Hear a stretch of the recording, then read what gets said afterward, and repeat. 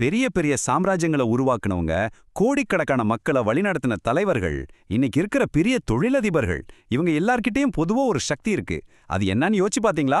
அவங்க கையில இருக்க வாழோ, இல்ல அவங்க பேங்க்ல இருக்கிற பணமோ இல்லங்க, அது அவங்க நாக்குல இருக்கு. அந்த சக்தியை எப்படி நம்ம கட்டுப்பாட்டுக்கு கொண்டு வரதுன்னு தான் நாம இப்ப பார்க்க போறோம். பாருங்க, சாணக்கியர் என்ன சொல்லிருக்காருன்னு. 1000 வீரர்கள் வாளோட நின்னாலும் செய்ய முடியாதத ஒரு அறிவாளியோட வாயிலிருந்து வர்ற ஒரு வார்த்தை செஞ்சு முடிச்சிடும். சரி, உங்க பேச்ச வெறும் சத்தமா இல்லாம ஒரு சக்தி வாய்ந்த மந்திரமா மாத்துறது எப்படின்னு தெரிஞ்சுக்கணுமா? வாங்க, சாணக்கியரோட ராஜதந்திர உலகத்துக்குள்ள நாமளும் ஒரு பயணம் போயிட்டு வரலாம். இந்த கலையில மாஸ்டர் ஆகிறதுக்கு நம்ம பயணம் 3 கட்டமா பிரியுது. முதல்ல மௌனம். ஆமா, மௌனத்தோட சக்தியை பத்தி பார்க்க போறோம். அப்புறம் பேசும் வார்த்தைகளோட கலைய புரிஞ்சுக்க போறோம். கடைசியா எந்த ஒரு கூட்டத்தையும் நம்ம கட்டுப்பாட்டுல எப்படி வச்சுக்கிறதுன்னு கத்துக்க போறோம். சரி, வாங்க நம்ம முதல் விதிக்கு போலாம். இது உங்களுக்கு கொஞ்சம் ஆச்சரியமா இருக்கலாம். பேச்சுக்கலையோட முதல், அதே சமயம் ரொம்ப சக்தி வாய்ந்த விதி என்னன்னா, பேசாம இருக்கிறது. ஆமாங்க, மௌனம். அது வெறும் அமைதி மட்டும் இல்ல, அது ஒரு சத்தமே இல்லாத ஆனா ரொம்ப பவர்ஃபுல்லான ஆயுதம். இத பத்தி சாணக்கியரே ரொம்ப அழகா சொல்லியிருக்காரு. ஒரு முட்டாள் வாய திறந்து பேசி நான் ஒரு முட்டாள்னு ஊருக்கே நிரூபிச்சுடுவான். ஆனா ஒரு புத்திசாலி அமைதியா இருந்து, அடே இவர் மனசுல என்னதான் நினைச்சிட்டு இருக்காரு, நீ எல்லாரையும் யோசிக்க வச்சிடுவான். பாருங்க, மௌனம் தானாகவே உங்களை சுத்தி ஒரு மர்மத்தையும் மரியாதையும் உண்டாக்கும். நாம இங்க பேசுறது சும்மா அமைதியா இருக்கிறத பத்தி இல்ல. இது தந்திரமான மௌனம். அது ஒரு காலி இடம் இல்ல. அது மத்தவங்களோட எண்ணங்களையும் ரகசியங்களையும் பிடிக்க நீங்க வீசுற ஒரு வலை மாதிரி. நீங்க அமைதியா இருக்கும்போது மத்தவங்க அந்த அமைதியை போக்குறதுக்காக அவங்கள அறியாமலேயே மனசுல இருக்கிறதெல்லாம் கொட்டிடுவாங்க. இது ஏன் இப்படி வேலை செய்யுதுன்னு யோசிக்கிறீங்களா? இதுக்கு பின்னால ஒரு சைக்காலஜி இருக்கு. ஹார்வர்ட் யூனிவர்சிட்டியோட ஒரு ஆய்வுப்படி, மக்கள் தங்கள பத்தி பேசும்போது அவங்க மூளையில டோபமைன் சுரக்குமா, அதாவது சந்தோஷத்தை கொடுக்கிற ஹார்மோன். அப்போ நீங்க ஒருத்தர் ஆழமா கவனிக்கும்போது நீங்க அவங்களுக்கு அந்த டோபமைன் சந்தோஷத்தை கொடுக்குறீங்க. அவங்க கண்ணை பாருங்க, லேசா தலையசைச்சு சரின்னு சொல்லுங்க. அவங்க சொன்னதையே உங்க வார்த்தைகள்ல திருப்பி சொல்லி இப்படிதானே சொல்றீங்கன்னு கேளுங்க. அவ்வளவுதான். நீங்க ஒரு வார்த்தை கூட அதிகம் பேசாம அவங்கள உங்க பக்கம் ஈஸியா இழுத்துடலாம். ஓகே, மௌனன்ற அஸ்திவாரத்தை நாம இப்போ சரியா போட்டாச்சு. இனி பேசும்போது அந்த வார்த்தைகளை எப்படி ஒரு கூர்மையான ஆயுதம் மாதிரி பயன்படுத்துறதுன்னு பார்க்கலாமா? இது நம்ம பயணத்தோட 2வது கட்டம். இங்க விதி 2, 4, 5 பத்தி பார்க்க போறோம். உண்மை பேசுறது நல்லதுதான், அதுல சந்தேகமே இல்ல. ஆனா சாணக்கியர் என்ன சொல்றாருன்னா, அந்த கசப்பான உண்மையே தேன் தடவி இனிப்பா சொல்ல தெரிஞ்சவன் தான் உண்மையான ராஜதந்திரி. ஏன்னா தீயினால் சுட்ட புண் உள்ளாரும் ஆறாதே நாவினால் சுட்டவடு. வார்த்தையால வர்ற காயம் ஆறவே ஆறாது.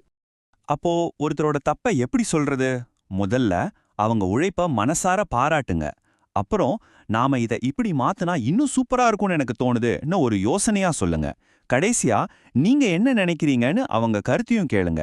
இப்ப பாருங்க, அவங்க உங்களை எதிரியா பார்க்க மாட்டாங்க, ஒரு நல்ல வழிகாட்டியா பார்ப்பாங்க.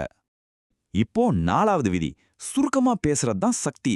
தன்னோட வார்த்தைகளை அளந்து பேசுறவன் இந்த உலகத்தையே அளந்துடுவான். நீங்க எவ்வளோ அதிகமா பேசுறீங்களோ அவ்வளோ வேகமா உங்க வார்த்தைகளோட மதிப்பு குறைஞ்சிக்கிட்டே போகும்.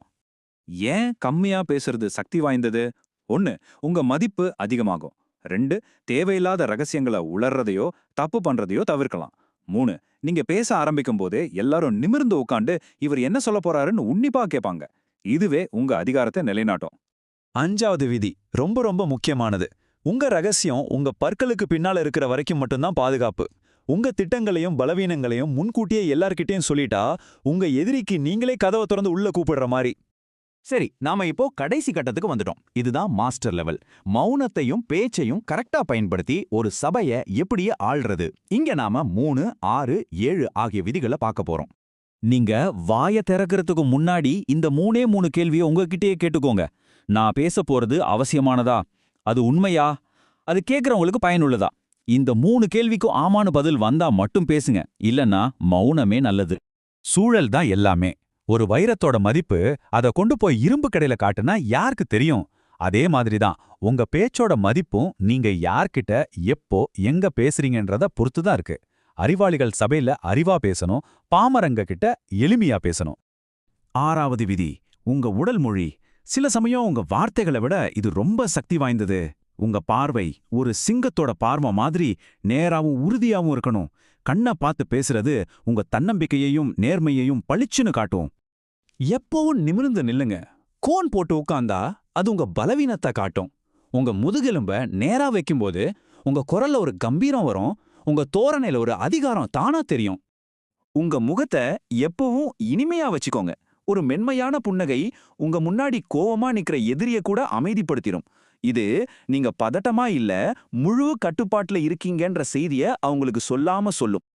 இப்போ கடைசி மற்றும் மிக சக்தி வாய்ந்த விதி. ஒருத்தர் உங்கள வார்த்தையால தாக்கும்போது அவங்களுக்கு பதில் சொல்லாதீங்க. பதிலுக்கு கேள்வி கேளுங்க. நல்லா ஞாபகம் வச்சுக்கோங்க, ஒரு உரையாடல்ல கேள்வி கேட்கிறவர் தான் தலைவர், பதில் சொல்றவர் இல்ல.